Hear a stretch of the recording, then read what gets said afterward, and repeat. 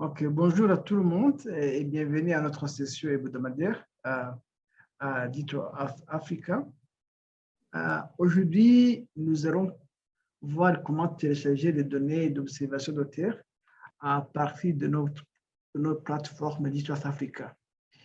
Comme vous le savez, beaucoup de gens veulent travailler dans des logiciels qui leur semblent très conviviaux et c'est pourquoi on a essayé de faire à ce que toutes nos données soient accessibles à travers différentes plateformes. Alors, on a des notebooks déjà développés au sein de notre sandbox. L'idée en était que si quelqu'un veut utiliser nos données Landsat ou Sentinel, il ne sera pas obligé à travailler dans le sandbox. Les données peuvent être téléchargées et intégrées avec d'autres données locales dans des logiciels peut-être SIG, peut-être ArcGIS ou QGIS. Et c'est pourquoi nos développeurs ont pu développer des applications qui nous permettent de télécharger des images en entier, c'est-à-dire à plusieurs bandes ou bien quelques bandes, ça va dépendre de ce que l'on veut faire. Ici, il y a ce qu'on a appelé stack, ce qui veut dire Spatial Temporal Asset Catalog. À travers ce point, cette fonction, on peut télécharger différentes données et ça peut aussi nous permettre de les intégrer dans le logiciel, peut-être en ligne, si des serveurs en ligne, ou bien directement dans des logiciels SIG, comme j'avais dit auparavant. Alors, ici, on peut voir comment construire une métadonnée à travers Stack. Deuxièmement, on va essayer de charger les métadonnées générées en utilisant le langage Python. On va générer aussi des graphiques, inspecter la qualité et l'étendue de nos données. Par après, télécharger ces données en utilisant la métadonnée qu'on a déjà développée, mais aussi on peut voir comment on peut aller à travers des données en ligne et pourquoi pas se connecter à travers QGIS pour inspecter nos différentes bases de données. Comme vous le savez, on a déjà développé différentes fonctions qui nous permettent de nous connecter sur notre DataCube, qui nous permettent aussi de générer des graphiques et des cartes de convertir des données et ainsi de suite. Ici, on a la fonction qu'on va dire download data with stack, c'est-à-dire télécharger des données à travers stack. Et, comme d'habitude, il nous faudra spécifier le type de données que nous voulons. Ici, nous allons télécharger les images Sentinel, mais aussi l'année. Ici, on va aller à partir de janvier à 2020 au 31 janvier de la même année. Bien sûr, ici, ce qu'on avait appelé boundbox, c'est-à-dire des limites à latitude, longitude,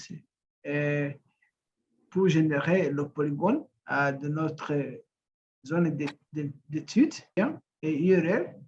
Joseph. L'idée en était que beaucoup de gens veulent utiliser différents logiciels qu'ils pensent conviables à eux pour analyser les données du South Africa ou bien les intégrer avec les données locales. C'est pourquoi l'équipe avait développé ce qu'on avait appelé Stack. Ça veut dire en anglais Spatial Temporal Asset Catalog. C'est comme un catalogue spatio-temporel qui nous permet de naviguer et de télécharger ces données du South Africa. Et vous pouvez les exporter et utiliser dans le logiciel SIG comme le QGIS ou l'ArcGIS. Ici, il y a des étapes. à suivre. D'abord, il faudra définir vos métadonnées qui vous permettent d'accéder à nos données dans une zone bien spécifique, mais aussi il faudra voir comment saisir ces métadonnées à partir de Stack en utilisant le code Python, mais il faudra aussi visualiser ces métadonnées et données qui sont liées. Il faudra essayer de voir l'étendue ou la qualité des données, et par après, on pourra télécharger ces données. Et puis aussi, il y a moyen d'aller à travers ces données en ligne ou bien de se connecter avec des logiciels comme QGIS et faire vos analyses et par après télécharger les données. Je disais auparavant que les fonctions ont été développées par East Africa. Comment se connecter à notre DataCube, comment convertir des données, créer des graphiques, et ainsi de suite. Ici, la fonction qui va nous aider à gérer ces données, c'est une fonction qu'on a dit downloading data with the stack.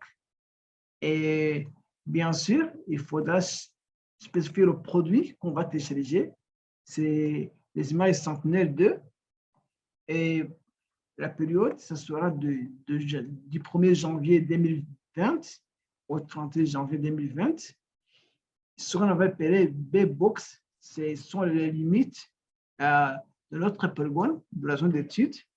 Et par après, il nous faudra générer un lien. Ce lien, ça contient, ça nous dirige vers les données qu'on va télécharger, la date, et par après, les limites de surface de notre polygone. Alors, on peut charger ces métadonnées et par après, on peut voir les caractéristiques, inspecter les caractéristiques de ces données, l'image Sentinel-2, et ça nous montre différentes connexions et ainsi de suite. Ici, on peut aussi inspecter les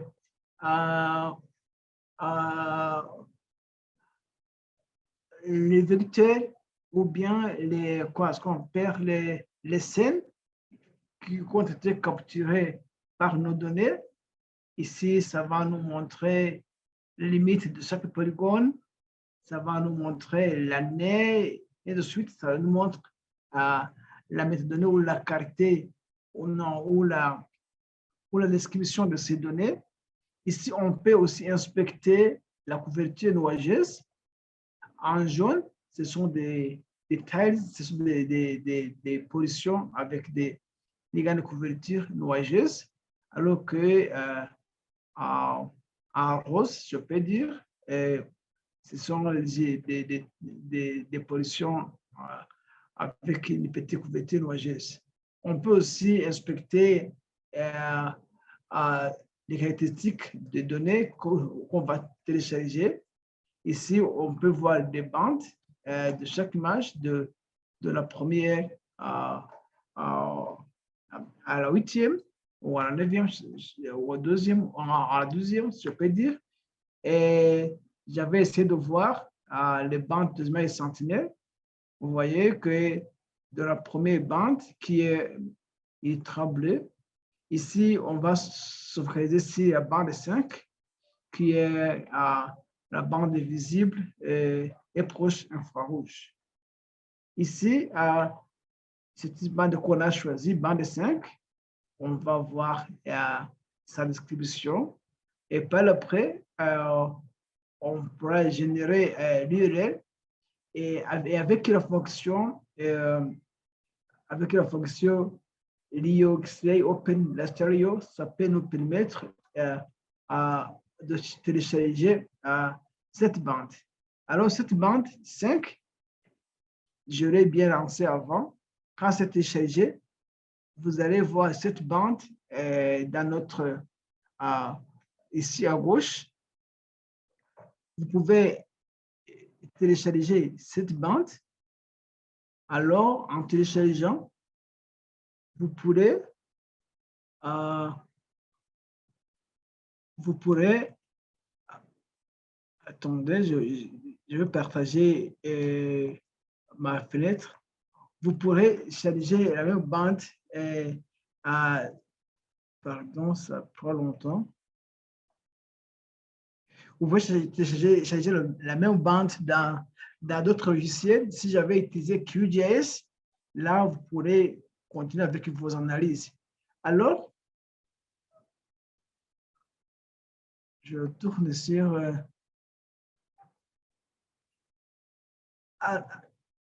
je pense que vous voyez encore mon écran avec le notebook. Oui, c'est visible. Merci. Donc, voilà.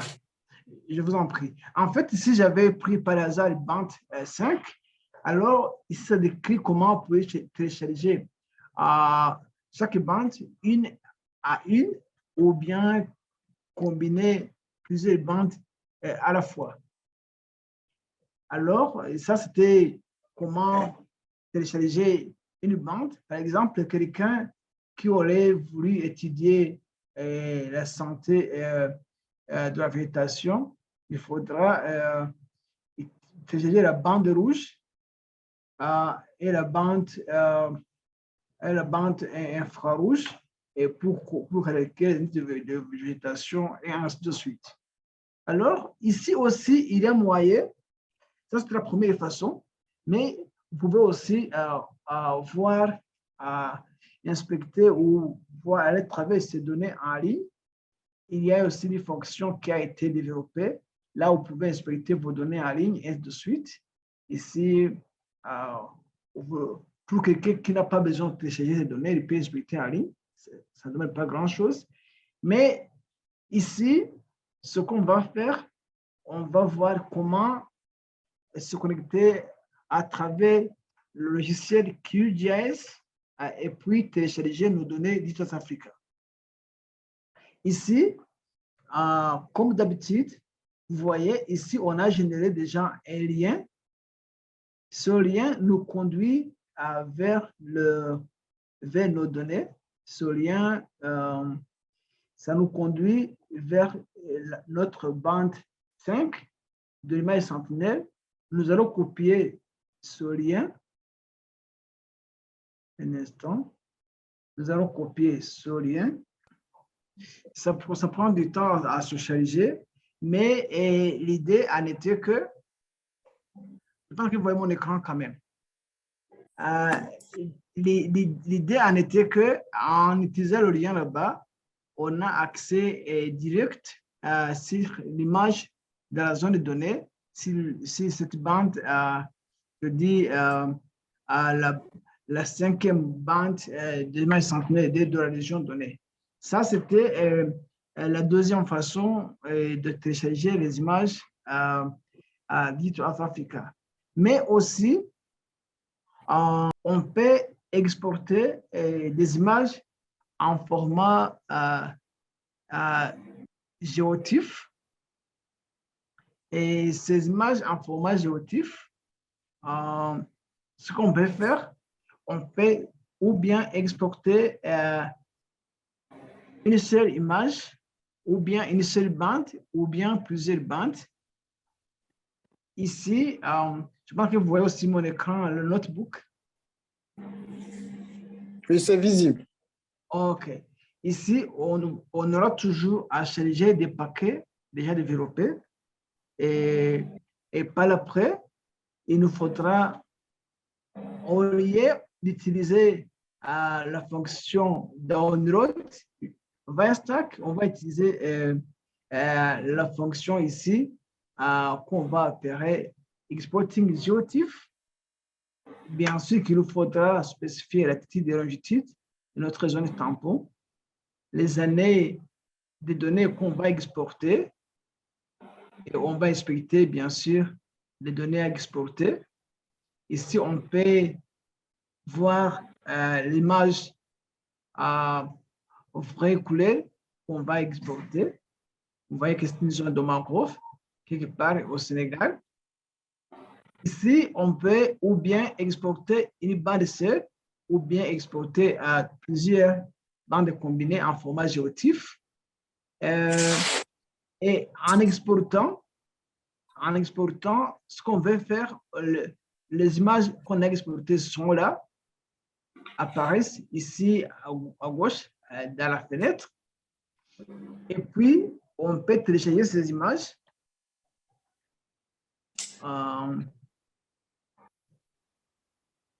Ça peut prendre du temps.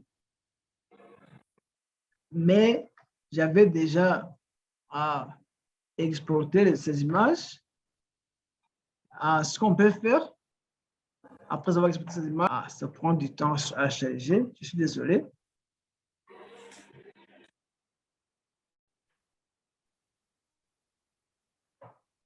Est-ce que vous voyez mon écran? Le QGIS?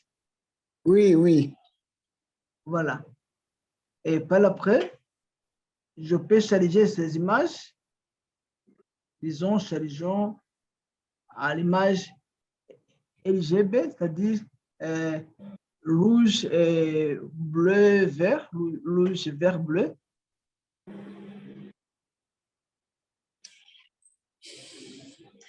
Alors, vous voyez l'image qu'on a déjà téléchargée de la région. Est-ce que vous êtes là? Vous voyez? Oui. Oui. On peut aussi charger d'autres images de chaque date. Par exemple, ici, on a l'image du 1er du 11 août 2020. On peut charger l'image peut-être non, du 8 novembre 2020. On peut charger aussi l'image du 23 novembre et ainsi de suite. Comme ça, comme on a plusieurs images, on peut suivre l'évolution spatio-temporelle de la région qu'on a choisie au Sénégal dans les images déjà téléchargées. Et parce que l'avantage en est que ces images sont déjà téléchargées avec projection. S'il vous faudra ou soit aller avec la première projection ou bien à changer ou le projeter les images, ce sera à l'accepter de décider. Ça, c'était la troisième façon de télécharger les images de Digital Africa. Et la dernière façon d'utiliser ces images que je vais vous partager en un instant. La dernière façon que je vais vous partager, comme vous le savez, nous avons la carte du South Africa. Est-ce que vous voyez la carte du South Africa? Oui. Ok, voilà. Comme nous avons la carte du South Africa, ici, c'est une interface tout à fait conviviale à tout le monde, très facile à, à manier. Ici, l'idée en sera d'identifier la région, notre zone d'étude qu'on avait utilisée au Sénégal. On copie les coordonnées géographiques. Ça va nous rendre dans cette zone. Et puis, ce qu'on va faire,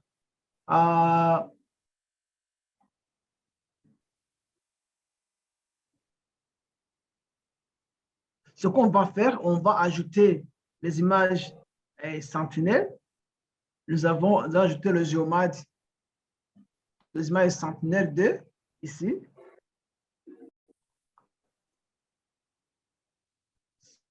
Ça va se charger, veuillez vous patienter.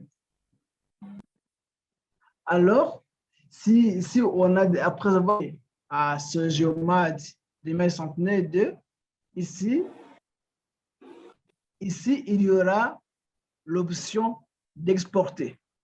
Si on va dire exporter, attendez, je stoppe les images qui se téléchargent.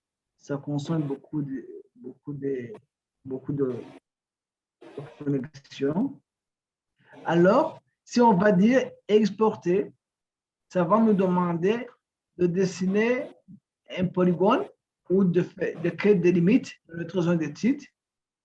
On peut créer les limites de l'étude et par après, on va dire télécharger l'image déjà de notre zone d'étude, l'image qu'on a déjà générée, ça va prendre du temps pour générer l'image, mais comme je l'avais déjà téléchargé avant, je peux la charger immédiatement pour question de temps.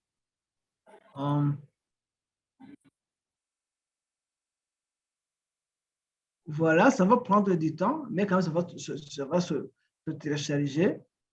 Ici, s'il me faudra partager mon projet QGIS, je peux charger l'image que j'avais déjà générée.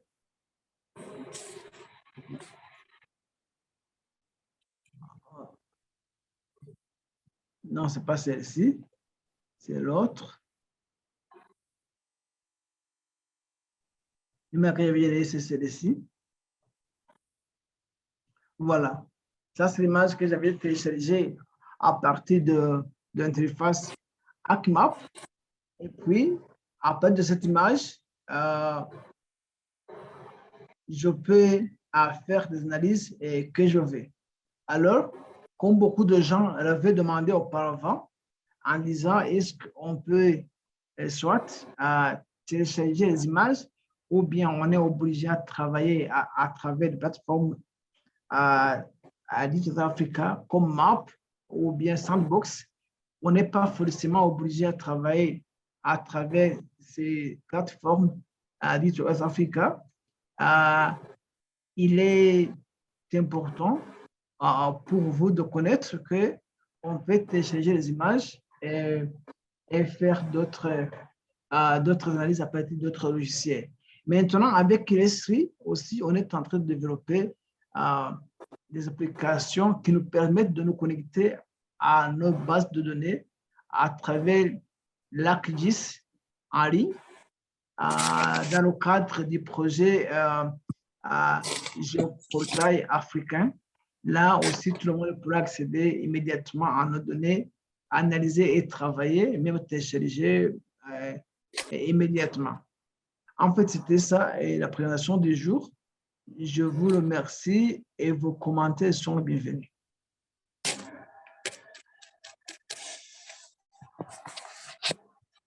Merci beaucoup, Joseph, pour cette présentation assez explicite parce que certains d'entre nous, parmi nos étudiants, en avaient besoin et ça nous permettra de les partager et de diffuser. Merci beaucoup. OK, je vous en prie, Suma. Bako, bonjour.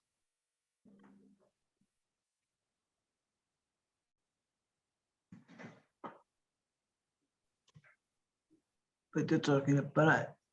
Gatassi, comment allez-vous? Oui, Joseph, merci pour cette présentation riche. Et j'ai une petite question. Si on peut donc télécharger des indices à travers ce plateforme-là, comme on a fait à travers les imageries satellitaires, c'est-à-dire de la même manière. Les indices, d'abord, il faudra d'abord les générer. Peut-être si les indices ne sont pas déjà générés, il faudra lancer une application qui génère les indices pour vous et par après télécharger, je dirais, le résultat. Ou bien, on peut télécharger une bande, plusieurs bandes et générer les indices vous-même. Mais l'avantage d'ici, sur la carte Digital Africa, on peut télécharger l'indice parce que ici, si vous choisissez l'indice, peut-être l'indice de végétation, ça génère l'indice pour vous et par après, à la fin, vous pourrez télécharger par exemple. Ça dépendra de quel indice que vous voulez et de la plateforme. Pour Maps, c'est possible, mais pour Sandbox, ça vous demandera bien sûr de lancer l'analyse d'indice et par après télécharger le résultat. Merci beaucoup. Merci. Je vous en prie. Quelqu'un, dites comment allez-vous?